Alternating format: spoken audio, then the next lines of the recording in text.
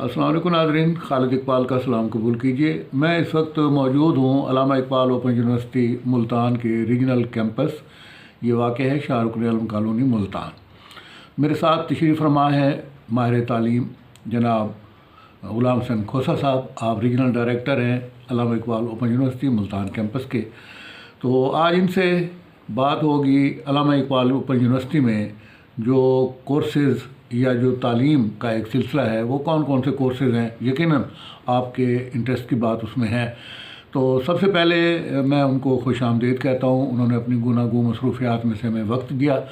तो को साहब ये फरमाएं कि आप, वैसे तो हम जानते हैं कि मुल्तान में तो काफ़ी अर्सा रहे हैं, लेकिन इसके अलावा आप कहाँ कहाँ रहे हैं अल्लामा इकबाल ओपन यूनिवर्सिटी के ये जो कैंपस है। सबसे पहले तो मैं आपका शुक्रिया अदा करता हूँ सर, थैंक यू कि आप हमारे ऑफिस तशरीफ़ लाए और जो है ना इंटरव्यू का सिलसिला शुरू किया। सर मैं अल्लामा इकबाल ओपन यूनिवर्सिटी में 2007 में आया और मेरा as a deputy regional director DG Khan में रहा।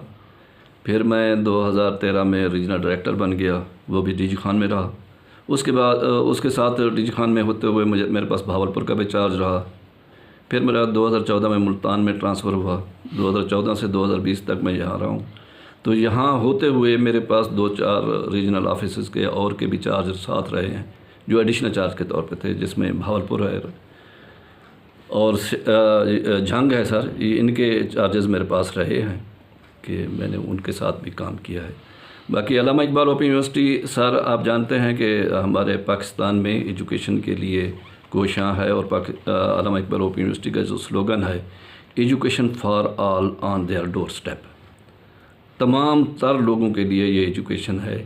उसमें कुछ लोग तो वो हैं जिनके पास टाइम होता है, मैं कहता हूँ जैसे रेगुलर स्टूडेंट हैं उनके लिए भी क्लासेस हमारे पास होती हैं, और कुछ वो लोग हैं जिनके पास टाइम नहीं होता। हम उनको स्लो लर्नर इस हवाले से कहते हैं कि उनके पास टाइम नहीं होता, जब टाइम मुलाजमत पेशा होते हैं, या उन बच्चियों की जिनकी शादी हो चुकी होती है तो शादी की वजह से वो अपनी एजुकेशन को कंटिन्यू नहीं रख सके, तो वो घर बैठे वो फिर एजुकेशन हासिल करें। उनके लिए अल्लामा इकबाल ओपन यूनिवर्सिटी ये मैं समझता हूँ कि किसी नेमत से कम नहीं है। बेशक ऐसे ही। अच्छा, दूसरा ये है कि ये गरीबों की यूनिवर्सिटी है, कम फीस में अफोर्डेबल खर्चे में। अब अगर एक कोई स्टूडेंट हमारा जो बच्ची या कोई बच्चा फ़र्ज़ किया रहीम यार ख़ान से हमारे मुल्तान की किसी भी यूनिवर्सिटी में दाखिला लेता है तो एक तो दाखिले के फीसेस, दूसरा उसका यहाँ आना जाना और यहाँ हॉस्टल में रहना, और इन तमाम चीज़ों पे उनका ख़र्च मेरे ख्याल दाखिले से भी ज़्यादा होता है। इन तमाम से मैं समझता हूँ कि बच्चों को जान छुड़ाएं अपने घर में जहाँ भी बैठे हैं। वो आप कोई सलमान के किसी पहाड़ पे बैठे दामन में हैं या पहाड़ पे बैठे हुए हैं, या आप दरिया सिंध के बेट में हैं या दरिया चनाब के बेट में हैं, जहाँ से आपका आना जाना मुश्किल है, आप अपने घर बैठ के एजुकेशन हासिल कर सकते हैं। उसके लिए अल्लामा इकबाल ओपन यूनिवर्सिटी के दाखिलों में जो सब्जेक्ट हैं उनकी एक लंबी रेंज है जी, और हर लेवल पे है, मैट्रिक से लेकर सर PhD तक। अब मैट्रिक में भी हम 2 से 3 प्रोग्राम कराते हैं।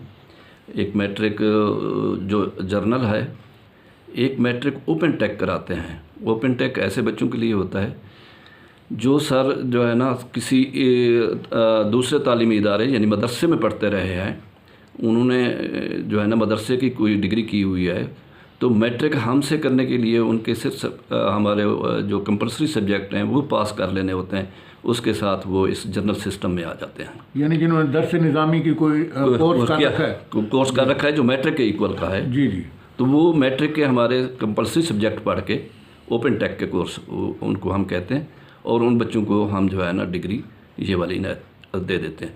इसके साथ ही FA में भी ये है दर्स निज़ामी के कोर्सेज़ हैं, वो अगर कर लेता है बच्चा तो उसको भी हम ओपन टेक के कोर्स करा के उसको भी FA की डिग्री दे देते हैं, जो कि इक्वल होती है। HEC भी उसको इक्विवेलेंस देती है।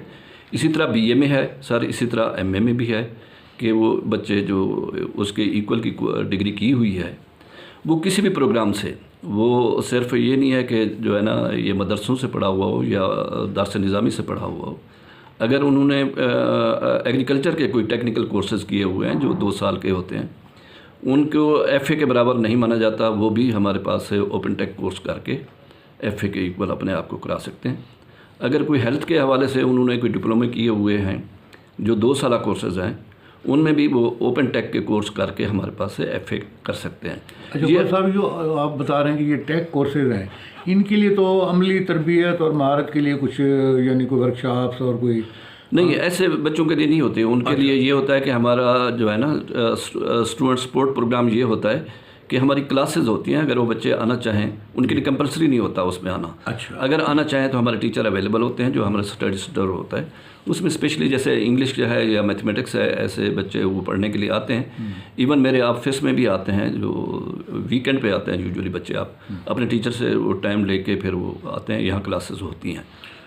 سر یہ فرمائیں کہ جیسے اب زمانہ بدل گیا ہے, ٹیکنالوجی کے آنے سے آپ دیکھتے ہیں کہ بھئی یہ انٹرنیٹ آ گیا ہے, جی سوشل میڈیا آ گیا ہے, تو اب تھوڑا سا اس طرف بھی رجحان ہو گیا ہے نوجوانوں. کیا ایسے اوپن یونیورسٹی سر, میں آپ کو عرض کروں کہ یہ صاحب جب یہ کرونا آیا 2019 میں, اوپن یونیورسٹی اس سے پہلے اپنے آپ کو ڈیجیٹلائز کر چکی تھی. بہت اچھا. اور علامہ اقبال اوپن یونیورسٹی کے بہت سارے جو پروگرامز تھے وہ آن لائن چلے گئے تھے. اس کے بعد جو ہی کرونا آیا تو ہم سارے کا سارا 100% ہم آن لائن چلے گئے. اور میرے خیال میں سب سے اچھا سسٹم جو تھا وہ ہمارے پاس تھا.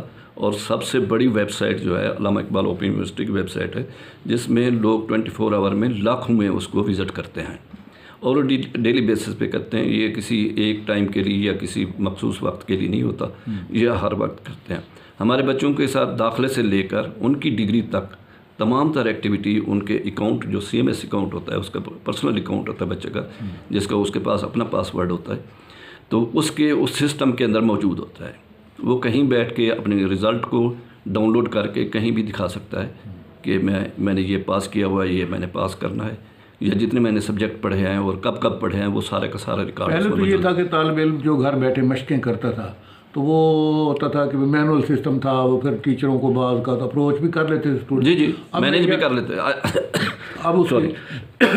اب ایسا نہیں ہے سر. جی, اب اس کو اسائنمنٹ لکھ کے اپلوڈ کرنی ہوتی ہیں. جی, اسپیشلی ہمارے BS اینڈ ابو جو پروگرام ہیں ان سب کے لیے, جتنے بھی BS کے پروگرام ہیں یا ہمارے MS کے پروگرام ہیں یا ہمارے PhD کے پروگرام ہیں, ان کے لیے اسائنمنٹ لکھ کے انہوں نے اپنے اکاؤنٹ میں جو LMS اکاؤنٹ ہوتا ہے بچے کا, اس پہ اس نے اپلوڈ کرنی ہوتی ہے اور ٹیچر نے اسی سے ہی اس کو مارک کرنا ہوتا ہے. تو اب اس میں یہ 2 نمبری نہیں چل سکتی کہ جناب جو ہے نا میں نے اسائنمنٹ نہیں لکھی, پرت لے گیا ٹیچر سے تو مارک کرا لیے, اور ایسا اب پاسبل نہیں ہے.